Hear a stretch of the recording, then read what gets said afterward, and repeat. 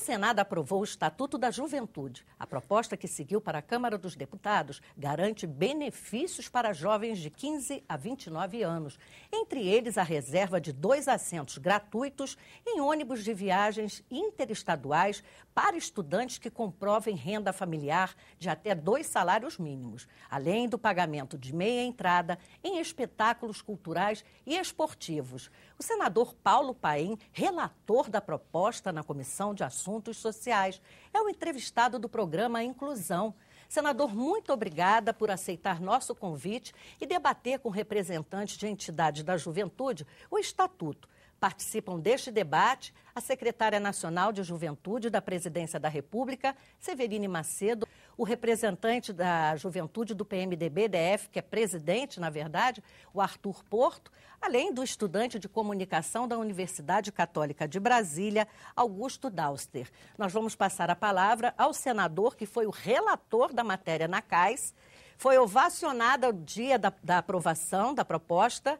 E o senador é a melhor pessoa, na verdade, para explicar o que vai trazer de bom esse estatuto para a nossa juventude. Solange, primeiro, dando a alegria de estar aqui. E dizer que ovacionado é bondade sua, porque aquela moçada toda tinha que bater palmas, mas era para eles mesmo. Porque a Severine, aqui o Arthur, o Augusto, representam essa juventude. E foi a juventude que construiu o estatuto. A Manuela Dávila, lá na Câmara, foi relatora. Aqui o Rodolfo Rodrigues também foi relator e eu também. Mas nós ouvimos muito a juventude, inclusive a juventude de todos os partidos. Todos os partidos nos procuraram, apresentaram suas propostas. A Severine teve um papel fundamental, porque ela reuniu essa moçada toda e foi nos apresentando a contribuição coletiva. Isso, para mim, é algo muito, muito importante. É um estatuto construído de baixo para cima. E ali nós vamos ter o que eu chamo a complementação da própria PEC da Juventude, que eu tive a alegria de trabalhar aqui no Senado pela aprovação. Aí vamos ter políticas públicas em todos os setores. Como eu fui autor do Estatuto do Idoso e da igualdade racial e da pessoa com deficiência, então eu me senti muito à vontade. Eu que já tenho mais de 60, poder ao mesmo tempo dizer que trabalhei no Estatuto do Idoso e numa política, eu diria, similar, mas numa grandeza ainda mais ampla, que nós estamos tratando aqui daqueles que vão dirigir esse país no amanhã, né? A nossa juventude. Então, tem política no campo da educação, no campo da segurança, no campo da saúde, no campo da inclusão social, no campo, poderia aqui, da organização da juventude via os conselhos municipais. Enfim, ele trabalha na sua amplitude com tudo aquilo que nós sonhamos durante a nossa geração e estamos vendo que essa geração agora vai tornar o sonho realidade. Vamos ter, de fato, uma lei de direitos e deveres que vai dar uma condução, para mim, num alto nível para a inclusão definitiva da cidadania plena da juventude do nosso país.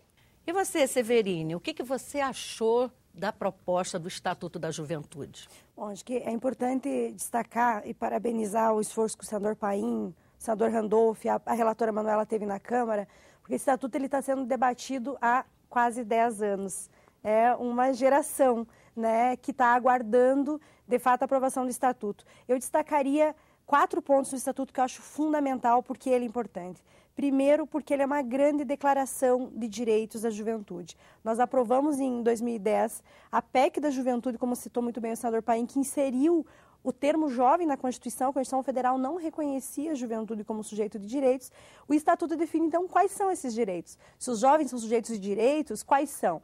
Nós achamos que o Estatuto é um avanço nisso porque ele aponta justamente um olhar que é o desenvolvimento integral da juventude. Então, é necessário e é central para a autonomia e emancipação dos jovens a educação e o trabalho, mas o jovem também tem o direito à saúde, ao lazer, à cultura, à mobilidade, ao território, os jovens do campo, né? O direito a ter uma vida segura, o direito do acesso à justiça, por exemplo, né? O direito a não ser discriminado pela sua orientação sexual, pelo seu gênero, pela sua raça, dentre tantas outras questões. Então, essa questão da declaração do direito é extremamente importante. É outro grande avanço que o Estatuto garante. Ele coloca a política de juventude em uma condição de política de Estado.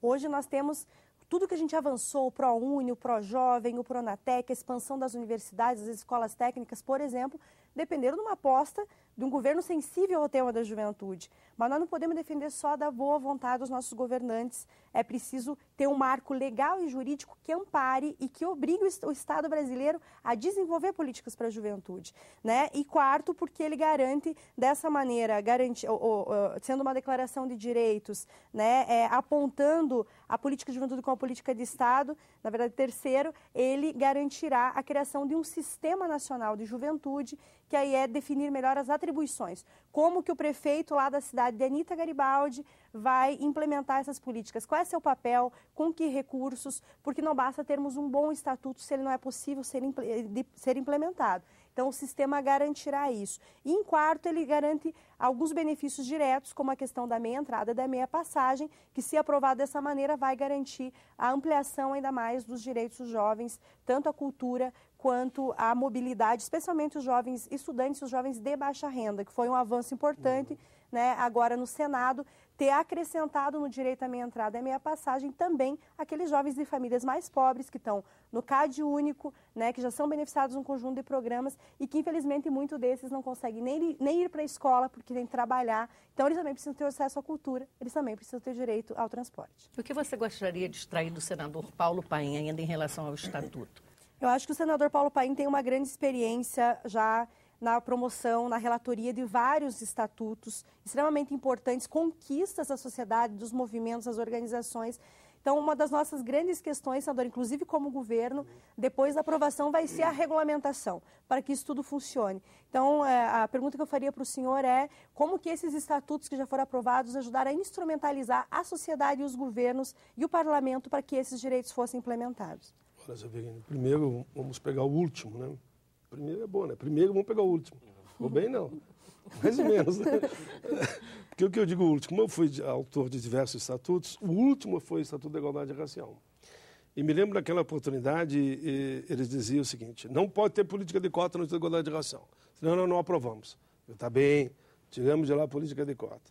Mas depois, na regulamentação, baseado naquilo que nós escrevemos no Estatuto da Igualdade Racial, nós ganhamos no Supremo Tribunal Federal a constitucionalidade, porque já tinha uma política das ações afirmativas, e aí então aprovamos a política de cota, permitindo que a nossa juventude, negros, pobres e índios tivessem um espaço nas universidades. Então a regulamentação ela vem nesse sentido. Aqui no Estatuto e na própria PEC, além de algumas coisas que são auto-aplicáveis, como a meia entrada e a meia passagem, muitos outros artigos dependerão da regulamentação. E na regulamentação vamos trabalhar de forma coletiva, como trabalhamos até o momento. Eu quero enfatizar aqui que a juventude ajudou muito, muito mesmo. Eu digo que 90% do que está ali foi obra do conjunto da juventude e 10%, tecnicamente, também tinha que ficar alguma coisinha para o Congresso, né? Senão só fiquei vocês com mérito. E por isso que nós, agora, na regulamentação, vamos trabalhar da mesma forma, que algumas coisas dependerão, claro, do Congresso, mas a maioria depende do Executivo, e aí vamos trabalhar juntos. No dia da votação do relatório do senador, do substitutivo na Comissão de Assuntos Sociais, 43 representantes de entidades da juventude vieram ao Senado Federal para participar, né? Foram eles que ovacionaram o senador logo após a relatoria e a aprovação unânime na comissão. Agora, para fazer a pergunta ao senador, um dos que participaram aqui, que foi o Augusto Arthur Porto, do PMDB, representa o PMDB do Distrito Federal, que vai fazer a pergunta para o senador: o que mais te chamou a atenção, o que mais te chama a atenção dentro do Estatuto? Primeiro, eu gostaria de parabenizar o senador por ser um sistematizador dessas proteções legais, né, individuais, que ele vem prestando esse serviço por meio dos estatutos. Agora, referente ao Estatuto da Juventude, eu gostaria de saber o seu olhar referente ao cotidiano do jovem. O que você acha que vai influenciar? Nós sabemos que a lei ela tem um estágio de maturação, né, não vai ser de imediato, mas o Estatuto vem a contemplar primeiramente aos mais pobres, né? Isso, graças a Deus, e graças ao seu trabalho, da Severina e de tantos outros companheiros da juventude, vieram focar nesse lado. Então, o que eu gostaria de saber é o cotidiano do jovem, o que você acha que vai influenciar diretamente? Olha, o Estatuto da Juventude, no mesmo princípio do Estatuto do Idoso, num primeiro momento, você vai ver sempre que alguns, mas quem paga a conta? Como é que fica isso? Quem vai ser transferido o preço final da minha entrada? Quem vai pagar a questão da passagem? Para mim, a juventude e a própria sociedade brasileira, com os seus instrumentos de fiscalização, que vai depender muito de vocês também. Por exemplo, como é que você vai saber se passar, como muitos querem, aqui no plenário, nesse debate, a questão do 40%, ou na Câmara, no Senado, nós temos que ter o cuidado de ver quem vai fiscalizar, para garantir que o estudante, quando chega lá, como é que chama, na boca do caixa, né? Vai lá com seus R$20, achando que aquilo é a meia entrada, diz, olha, acabou, não tem mais meia entrada. Então, a fiscalização, a denúncia junto ao Ministério Público, se for o caso, pelo não cumprimento da legislação, nós temos que estar muito antenados. Ou seja, esta peleia, como dizem os gaúchos, eu sou lá do Rio Grande do Sul, viu? Essa peleia não termina agora. Primeiros 2, 3 anos, com os outros estatutos que eu tive a alegria de participar, como autor e na política de cotas como relator, exige, no primeiro momento, muita fiscalização. Seja na minha entrada para os espetáculos, ou seja na minha entrada até mesmo no transporte coletivo. Agora, pelo outro lado, eu entendo que quando formos avançando na regulamentação, vocês serão chamados novamente para contribuir para a implementação efetiva no dia a dia, que uma portaria pode, às vezes, mudar, inclusive, o objetivo da lei.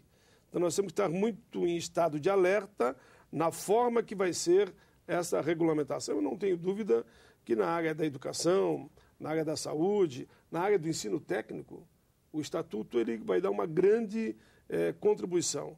A obra no seu conjunto, claro que não é perfeita, mas eu sei que nós, a partir da aprovação e da regulamentação, vamos ter um instrumento que vai ser o norte da nossa juventude, como eu dizia antes, para o exercício pleno da cidadania. E vocês, jovens, que ajudaram a construir o Estatuto, não é que ajudaram, vocês foram o sujeito da história. Eu diria, nós ajudamos. Nós, parlamentares, ajudamos. Vocês construíram e vocês têm uma missão enorme, no segundo momento, para a implementação.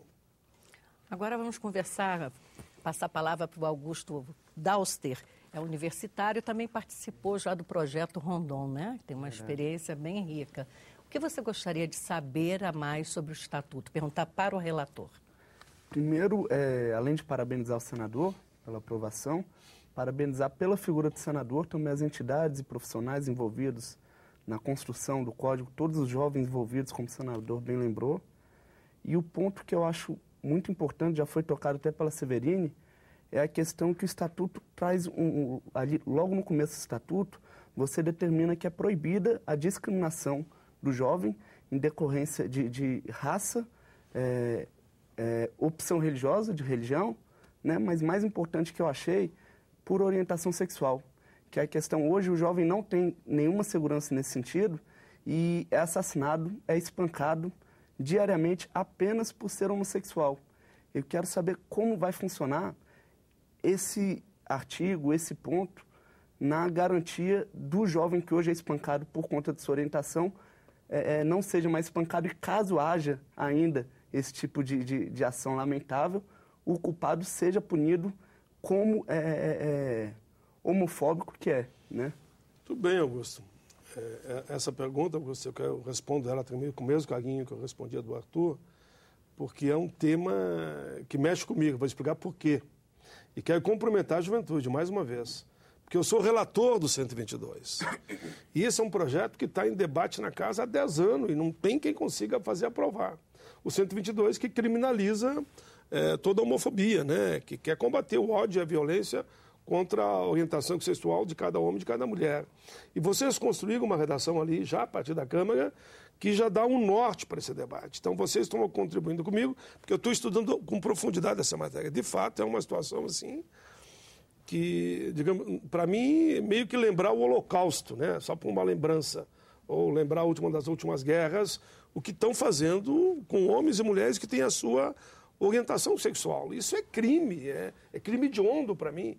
E a minha intenção, e aí você pergunta bem, que dá o gancho para o 122, é incluir na redação do 122, a partir do Estatuto da Juventude, uma redação clara, como é o crime de racismo. Eu sou autor, inclusive, da lei da injúria.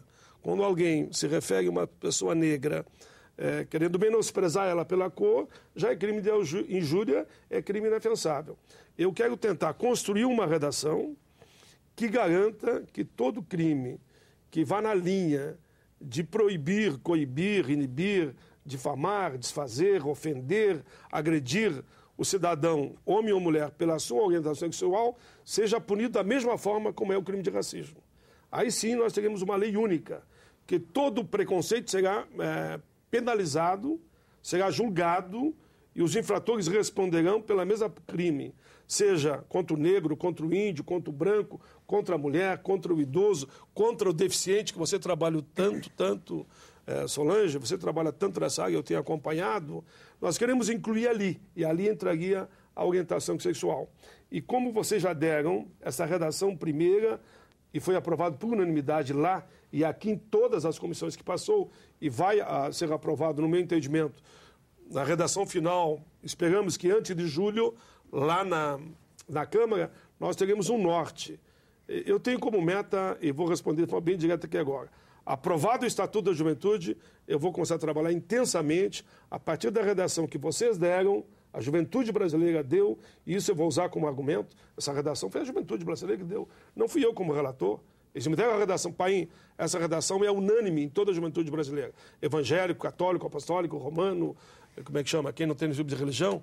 Laico? Ateu, enfim, o Estado é laico, né? Todos concordam com essa redação. Isso vai me ajudar, inclusive, na hora de aprovar esse PL. Agradecemos a presença do senador Paulo Paim, da Severine, do Arthur e do Augusto. Muito obrigada pela presença aqui nos estúdios da TV Senado, no programa Inclusão.